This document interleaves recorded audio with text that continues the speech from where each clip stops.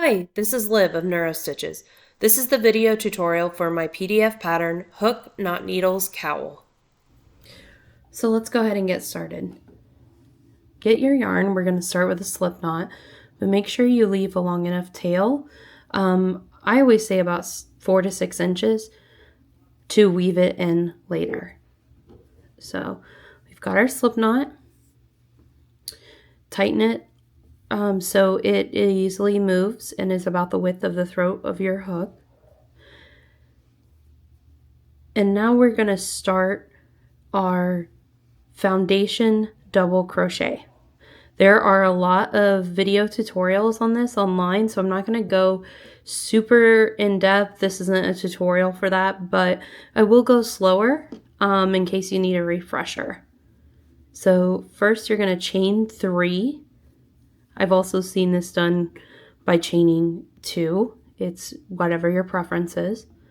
Yarn over,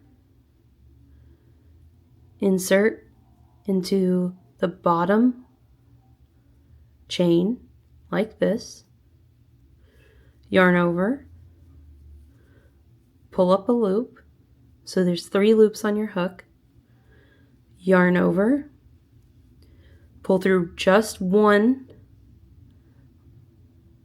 yarn over, pull through 2, yarn over, pull through 2. So that first, so this is our first stitch, and this acts as the side of this first double crochet stitch. That very first loop that we do where we only pull through 1 loop, that acts as the bottom chain, and then the other 2 act as a normal double crochet. So let's do that again. Yarn over, insert your hook into that bottom chain that was created. It helps if you tilt your work a little bit like this. Insert your hook under both loops, so it should look like this. Yarn over, pull up a loop, 3 loops on our hook, yarn over, pull through just 1, yarn over, pull through 2, yarn over, pull through 2. Okay, now we're just going to keep going until you have the required number that you wish. So follow the written pattern. The ad-free PDF is available on Ravelry, Ribblr, and Etsy, and it is a great companion to have with this tutorial. This tutorial and the PDF pattern are meant to be used together. And I'm just making a miniature version of this. So I will be making a lot fewer foundation double crochets than you will be. And that's just for purposes of the tutorial.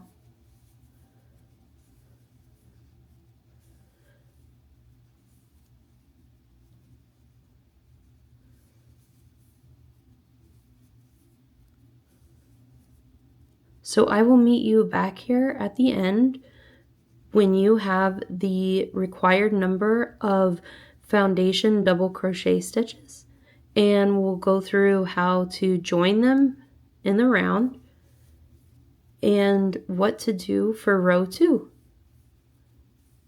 Okay, now that we have the required number of foundation double crochets, we need to join it in the round. So take your project and make sure the right side of your work is facing out, and the side with your starting chain, so right here, bring that up to be side by side with the stitch where your working loop is, and we want to match them up. Now, if you remember correctly, when we start out with the very first foundation double crochet stitch, these starting chains act as the side of it. So the top of our very first foundation double crochet stitch is actually right here. So let me put that so you can see.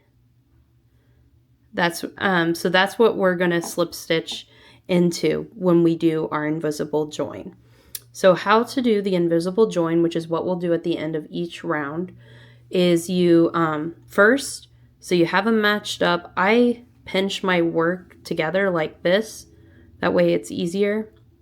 Make sure you have your working yarn up like this and your starting tail pulled down so you don't accidentally use the starting tail. Okay, and then pull up your loop a little bit so it doesn't accidentally come out of the stitch. And then we're going to take your hook, insert it from back to front in the top of the very first double crochet stitch. Take your working loop, put it around your hook, and then pull on your working yarn here to tighten that up a little bit so it's easier when you pull your hook now with the loop through. Okay, and then I like to also just like pull up the loop and then pull on the working yarn just to adjust it to make sure that it's a very seamless transition. So I like to pull it tight, not so tight that it forces the first and last stitch to disappear. You definitely don't want that because you have to work into both of those. So just pull it tight to the hook where you can still move your hook around. Take your working yarn, chain one, and that is the invisible slip stitch join. And we'll be doing that at the end of each round. So now we are ready to begin round 2, and this is the beginning of the ribbing. So we will be doing front post double crochet, back post double crochet, repeat all the way around. So you can chain one more. It won't count as a stitch, but it helps get you the height that you need.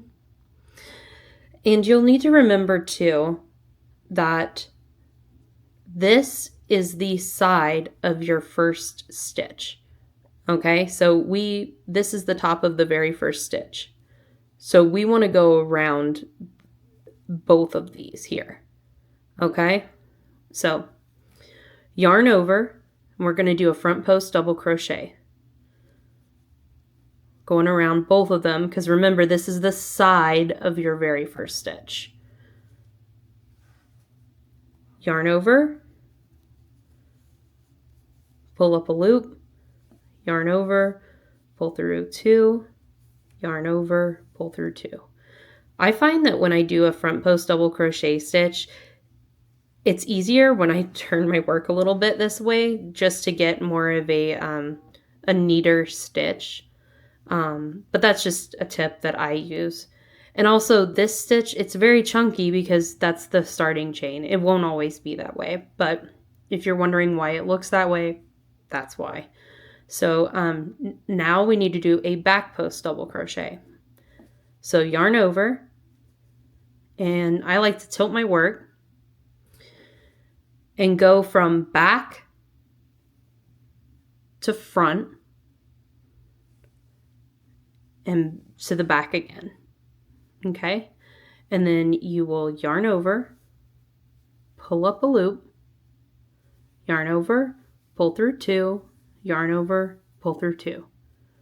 Okay, and now we need to do a front post double crochet again.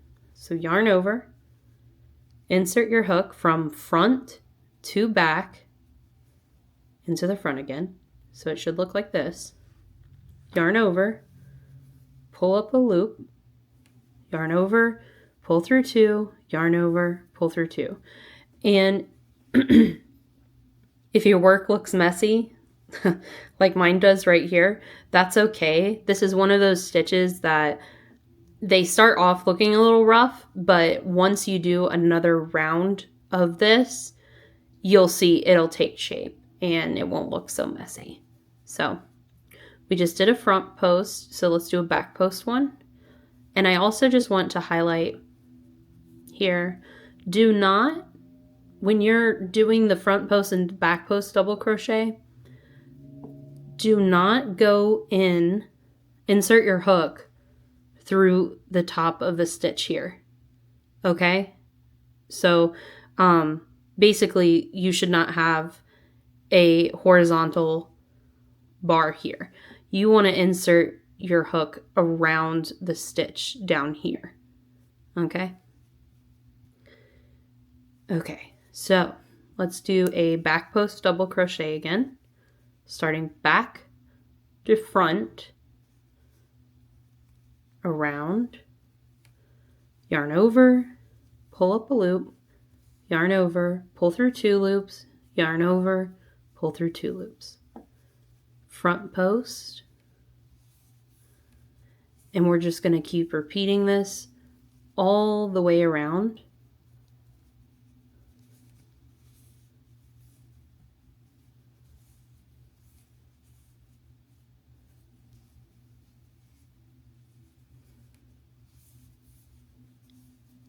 And just keep this up, and I will meet you back here at the end of this round to do the invisible slip stitch join with you once again. Okay, so we just finished the last stitch of this round, and we are ready to do our invisible slip stitch join. Now, when we're doing the front post, back post ribbing, as I said earlier, your work can look a little messy, so it can be a little tricky to try and figure out where the top of your first stitch is. So let's take a closer look at that together.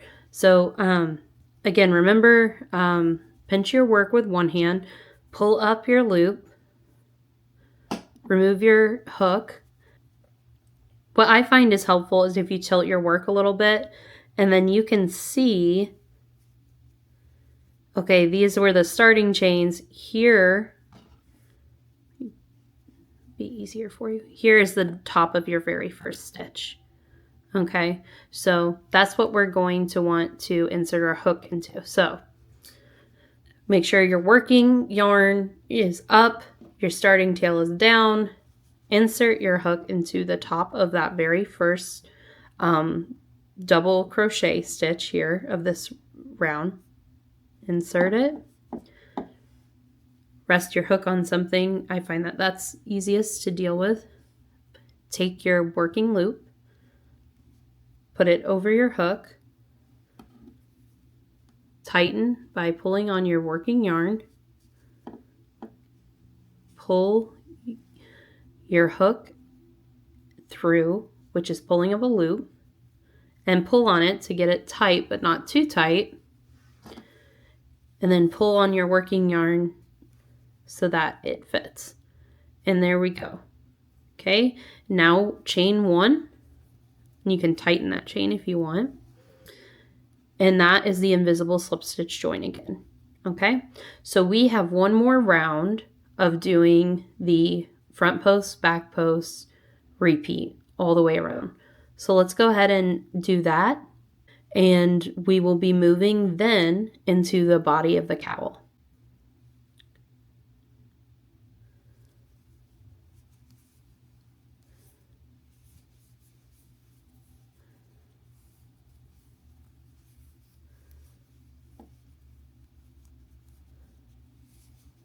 So you just want to make sure you do a front post double crochet on a front post double crochet, a back post double crochet on a back post double crochet. That way we're getting that ribbed look.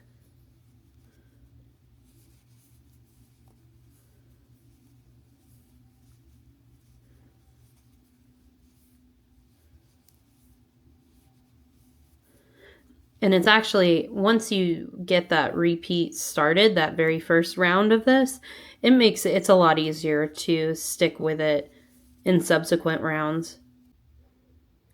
So we're here at the end of this round, and we're going to do our invisible slip stitch join again. And now we will begin the body of the cowl.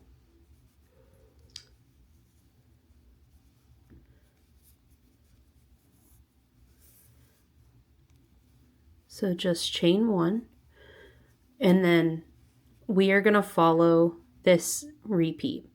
So this first round of the body will be a single crochet in the back loop only in the first 4 stitches. Then in the next 4 stitches, it will be a yarn over slip stitch, followed by 4 single crochets in the back loop only. Oh, and I'm sorry, the yarn over slip stitch is also in the back loop only. So we start off with 4 single crochets in this round because in order to get to the waistcoat stitch, we need to set that up by having single crochets, because you can't, I guess you technically could do the waistcoat stitch, but with the posts, it's just not going to work out. Yeah, so basically you have to start off with a set up row. The next 3 rounds will then be 4 waistcoat stitches followed by 4 yarn over slip stitches. And that is the beginning of what will give us the checkerboard texture in this cowl. Also, just a tip, I have a very detailed, thorough, slow tutorial all about the waistcoat stitch. I'll link it down below. And it goes over tips and tricks of working with the waistcoat stitch and everything. But just to highlight here, when working with a waistcoat stitch, you want to make sure that you have loose tension. So that starts here with this, I like to call it laying a base for the waistcoat stitch. So for these single crochet stitches, which we will then work a waistcoat stitch into in the next round, you want to make sure that your tension's loose. So like looser than you would normally have. So, all right, let's get started. 1 single crochet in the back loop only, 2, 3, 4. Now we need a yarn over slip stitch in the back loop only. And it's totally okay if you want to do your yarn over slip stitch like this. I find it to be more difficult. I like to actually rotate my hook and pull it through this way. I find that that is a much easier way of accomplishing that stitch. So let's do that again. Yarn over, insert your hook into the back loop only, yarn over, pull up a loop, twist your hook away from you while also pulling it through those 2 loops. Okay? Yarn over, insert your hook into the back loop only, yarn over, pull up a loop, rotate your hook while pulling it through those 2 stitches. So we've got 3, now we need our 4th.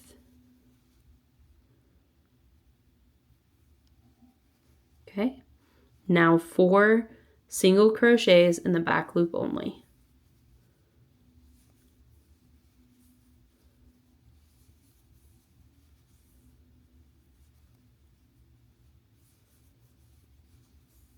Just to double check, there's our yarn over slip stitches.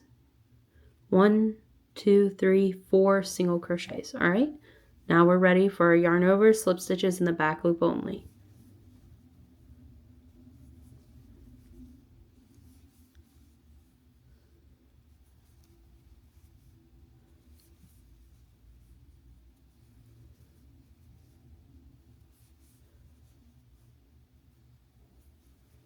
And just keep this up all the way around, and I will meet you back here at the end of this round. So we just finished this round. Now we need to do our invisible slip stitch join.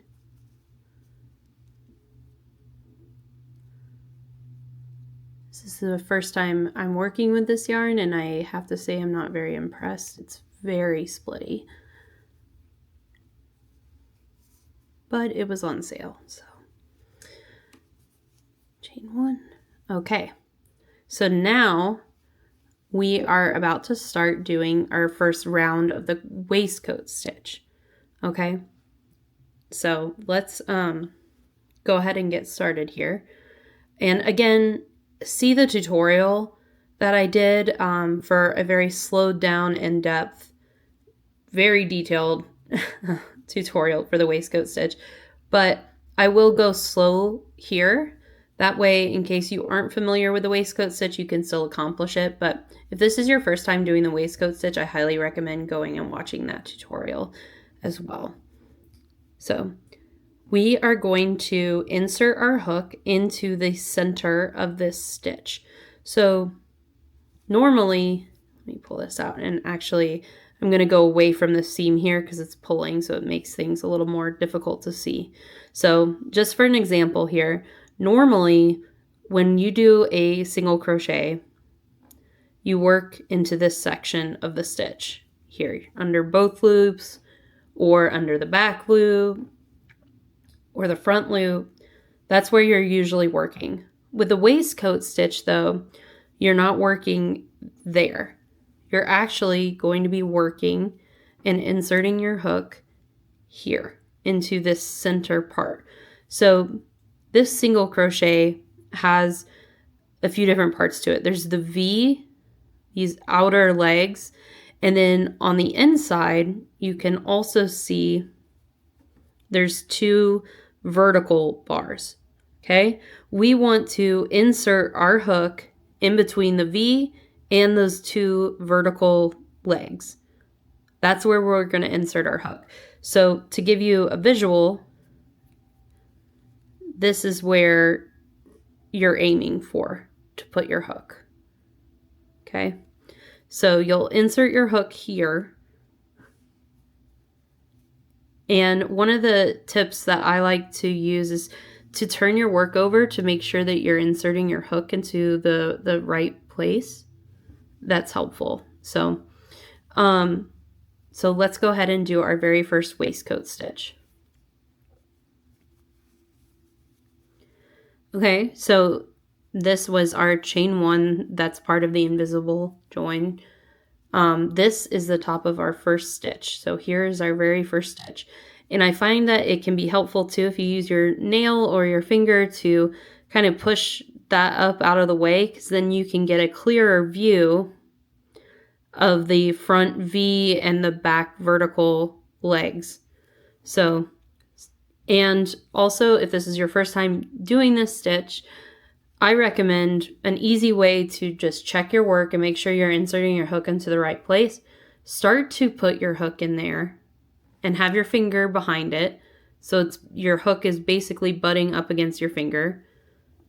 Turn your work over so you can see the back side. And you can start to see your hook then. And if it's between those back vertical legs, like it is here, you're good. That's where your hook should go. So this is what it should look like.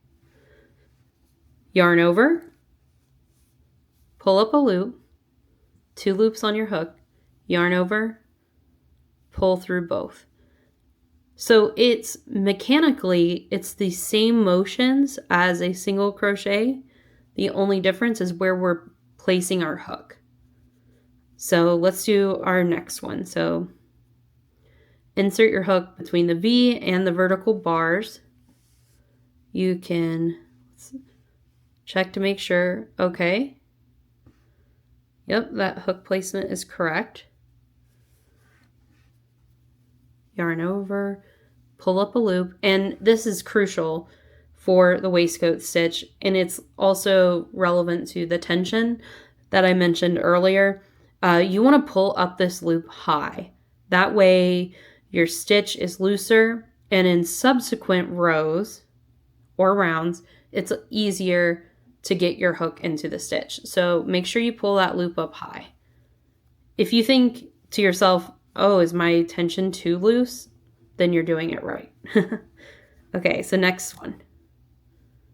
Waistcoat stitch. Pull it up high, yarn over, pull through 2. So we have 3 waistcoat stitches, 1 more.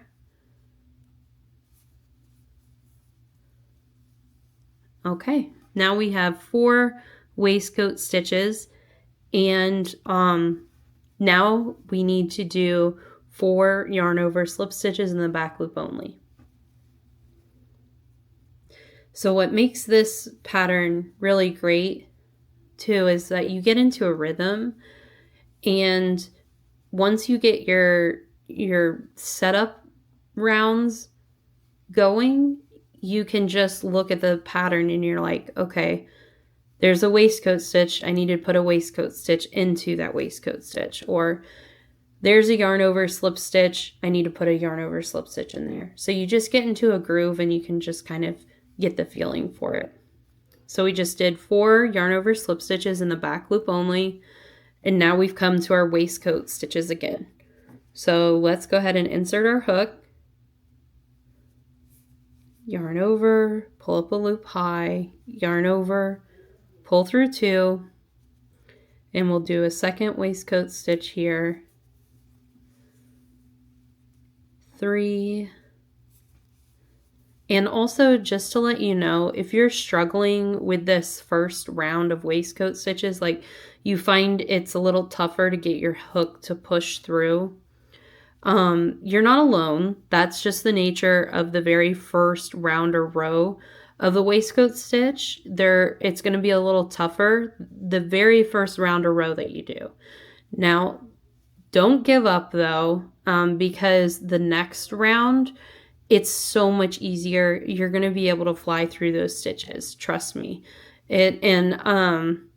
So that's also why it's important to have a pointy hook and to have loose tension so that it makes it easier on you in subsequent rows or rounds.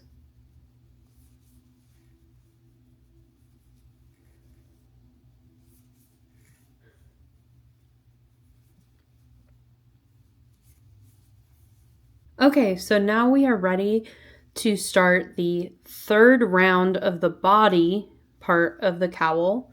This will be our 2nd round of doing the waistcoat stitches. So you're going to be able to see in this round how much easier it is to do the waistcoat stitches. You're not having to really force your hook through and use a lot of pressure. So let's go ahead and get started. So waistcoat stitch into a waistcoat stitch. And also look how much easier it is to see where your hook's supposed to go. So it's just, once you get those setup rows, those base rows, you're good. So, oops. Don't think I'll be using this yarn again.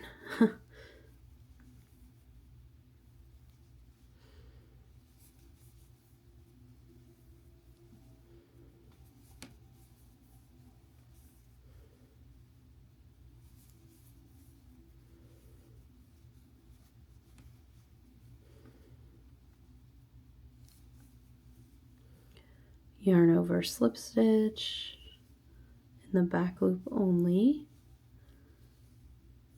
Do 4 of those. 3.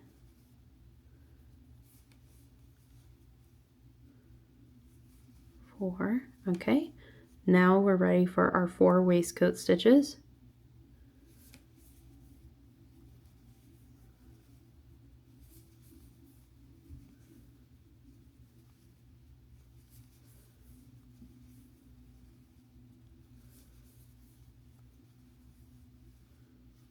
Yarn over slip stitches now.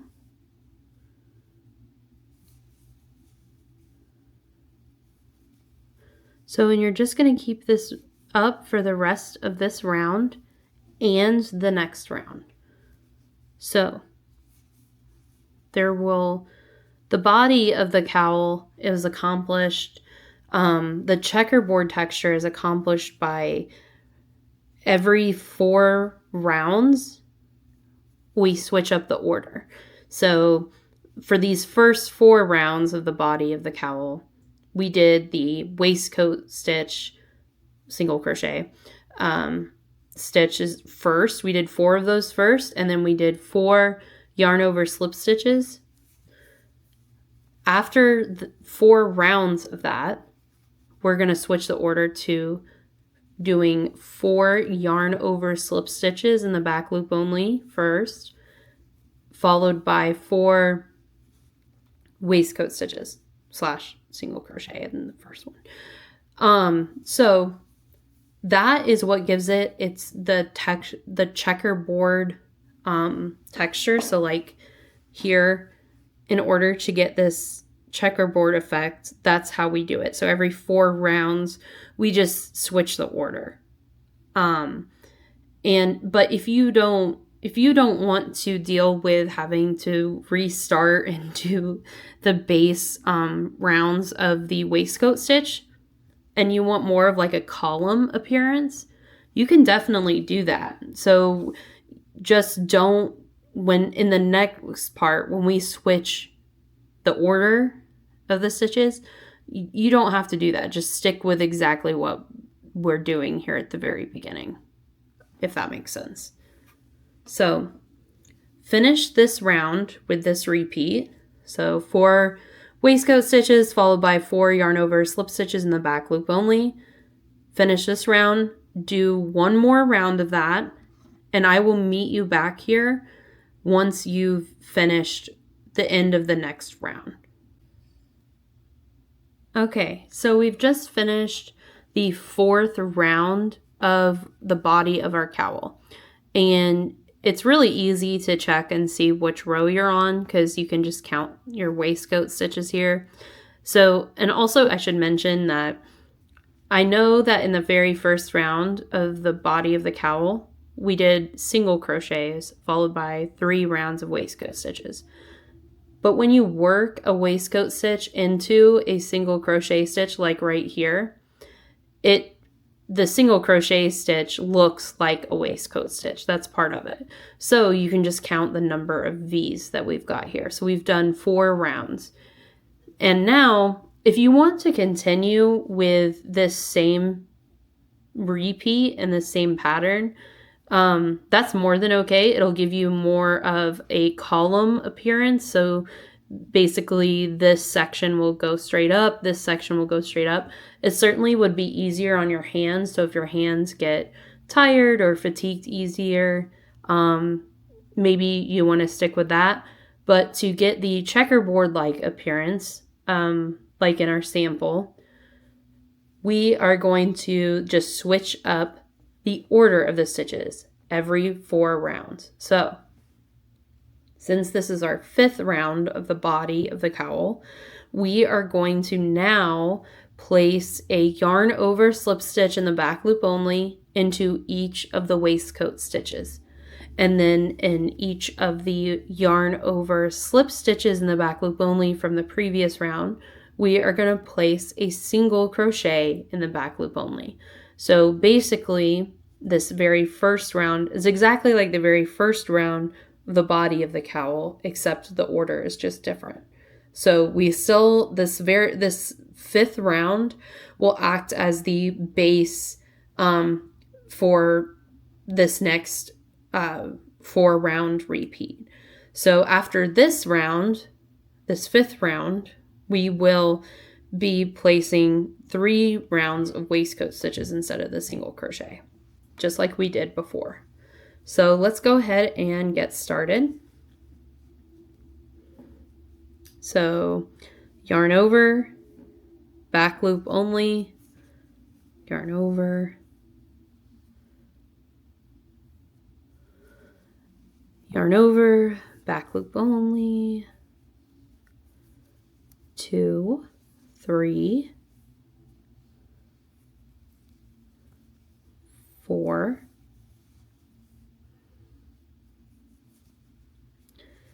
now we need to do 4 single crochets in the back loop only. So 1, remember loose tension too,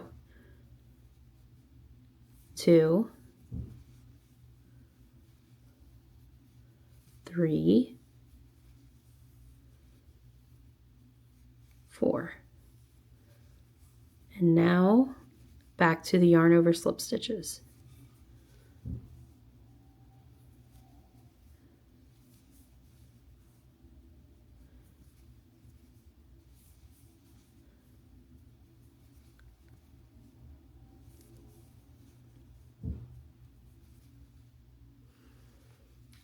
single crochets, and you're just going to keep this up. Oh my goodness, this yarn is so splitty. Oof. Okay.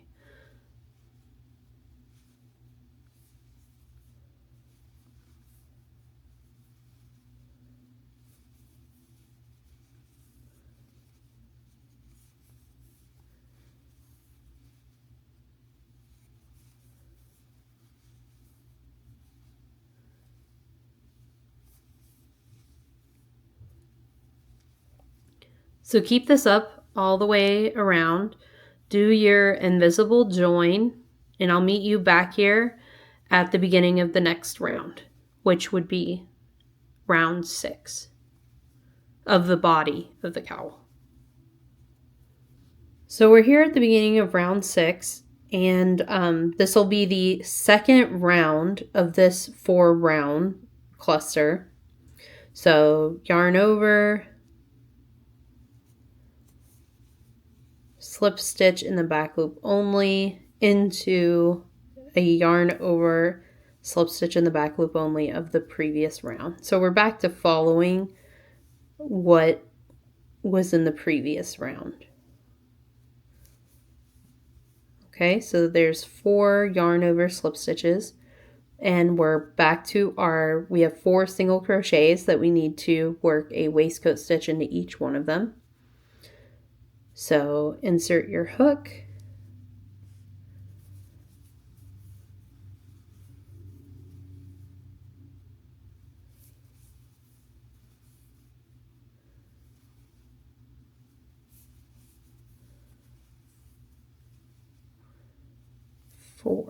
okay, 4 waistcoat stitches, and we're back to the yarn over slip stitches. So just keep this up and keep doing this for this round and the next 2 rounds. So I will meet you back here at the end of this 4-round cluster. Okay? Okay, so we just finished the 8th round of the body of the cowl. So we have our 4 round repeat here. Now, this is a miniature version of the cowl, so I'm going to move on to the top ribbing section, but if you're making this cowl according to the pattern, you're going to continue to go and repeat. So if you are,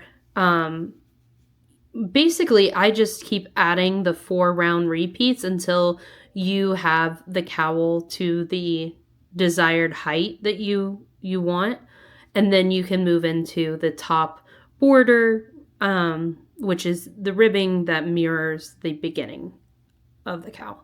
So if you were to continue on from here, you would then do, this first round would be 4 single crochets in the back loop only into these yarn over slip stitches in the back loop only, followed by 4 yarn over slip stitches in the back loop only of each of these 4 waistcoat stitches. And you just do the same 4 round repeat that we've been doing. But for purposes of this tutorial, I'm going to go ahead and move into the top border ribbing of the cowl. So what you want to do is we have chain 1, just chain another, so 2 chains, because we need to get it up to the height of a double crochet stitch. So in order for it to meet, to mirror the bottom border here, we need to do 1 round of double crochet stitches in the back loop only. So yarn over, double crochet in the back loop only,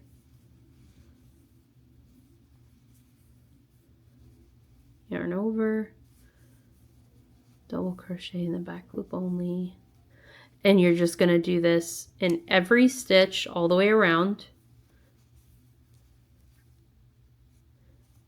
So do this and I will meet you back here at the end of this round. So we just finished the last double crochet stitch of this round. So we want to do our invisible join again. So to the first stitch, pull it through. Okay. And then now we are going to do our ribbing that we did at the beginning of this.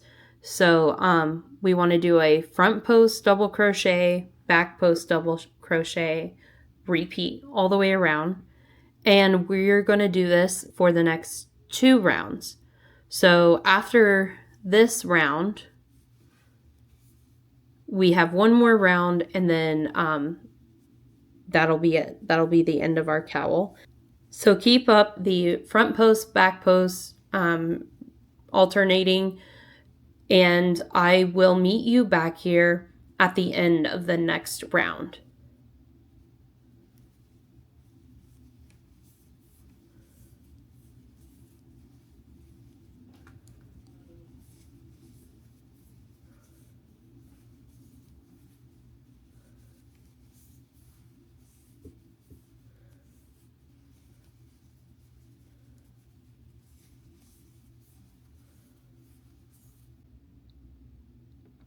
Okay, so we just finished the 3rd round of our top border, and there are a few different finishing options here.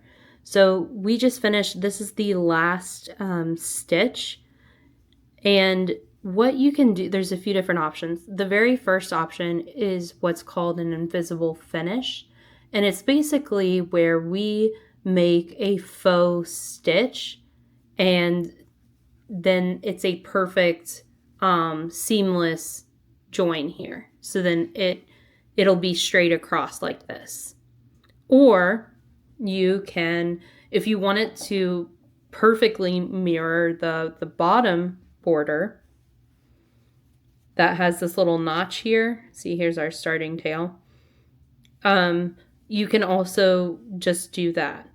Either way, we're going to pull the yarn through this last stitch.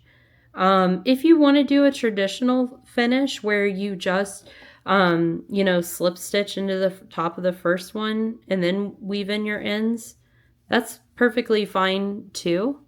There's nothing wrong with that. I just prefer to do the invisible finish.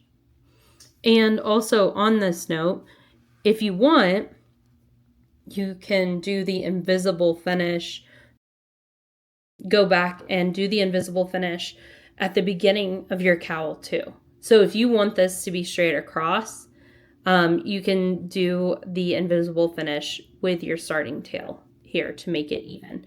Let me show you with the sample. So here's our sample for this pattern. And you'll see here at the bottom, so this is the beginning. This is where my starting tail was.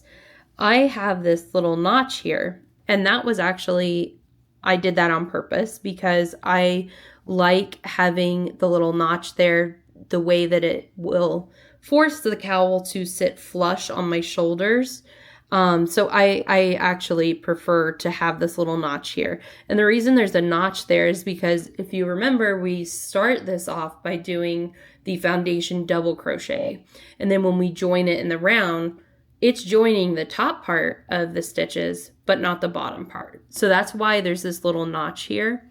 Now you can certainly, once you're done crocheting your cowl and you're done, you can go back and use the starting tail to create an invisible finish so that it's flush and straight across, a straight across finish. And I'll show you how to do that too.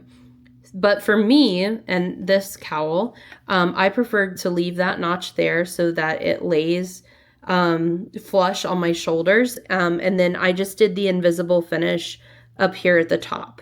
And what's great is you can barely even see where that invisible finish is. That's what I love about this method. So let's go ahead and get back to our example here. And I'll show you how to do the invisible finish really quick. So what you want to do is pull up your hook. So pull up your loop, grab your scissors, and cut your tail. You want to leave a generous tail. Again, I always recommend about 4 to 6 inches is the sweet spot. And then you want to grab your tapestry needle and thread it.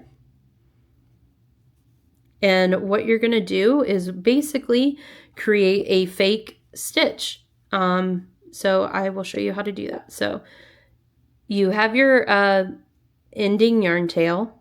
We're going to go under the 2 loops of the top of the very first stitch from this round and insert it. That from front to back. And then you're going to pull it tight. Okay. And then you're going to take your tail, tilt your work, and basically you want to go down into this stitch here. Down. And then I like to turn my work so we can work from the wrong side to weave in this tail. So down and out, pull it to however tight you want to make it. And then sometimes I like to turn my work inside out and then weave in the tail that way. Usually I like to anchor this with a knot and then I weave in the tail. That's just my preference and how I tend to do things. So then weave in your tail, and let's pretend like that's gone. So, and there's the invisible finish. And you can do that at the bottom here as well if you don't want the notch here. I prefer it, but not everybody will. So you can also do the invisible finish with your starting tail here, which is also another reason it's really important to leave a long starting tail. So congratulations on making your cowl. I hope you really enjoyed this pattern and tutorial. And if you wouldn't mind leaving me a like or a comment or creating a project on Ravelry, I would so much appreciate that. It really helps with visibility. And so thank you so much for sticking with me to the end, and I hope you really enjoyed this. Happy stitching!